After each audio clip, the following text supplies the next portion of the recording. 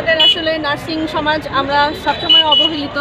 আমরা চেয়েছিলাম বদলি, আমাদের বদলি আটকে আছে আজকে এতদিন যাবৎ, এটার কোনো সুরাহা হচ্ছে না এবং ঘুষ খেয়ে কিছু কিছু বদলি হচ্ছে, বেশিরভাগ বদলি বন্ধ হয়ে আছে। আমরা বদলি চাইতে গিয়ে অপমান হয়ে আসছি, এটা তো আমাদের কাম্য না। আমাদেরকে বলা হয়েছে আমরা নাকি সেকেন্ড ক্লাস পাওয়ার যোগ্যই না, তাহলে আমাদের পিএইচডি হোল্ডার, আমাদের যারা পোস্ট গ্রাজুয়েশন করা মাস্টার্স হোল্ডার, তারা কি সারা জীবন ওই ফ্লোরে রোগীর ইঞ্জেকশন দিয়েই যাবে?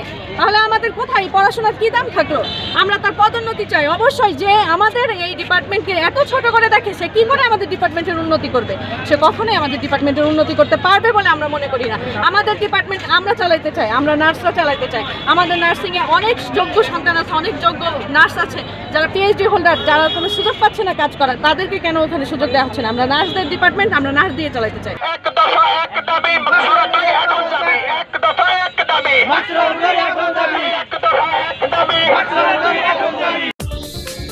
দেশ বিদেশের সর্বশেষ সংবাদ সবার আগে জানতে ক্লিক করুন risingbeauty.com।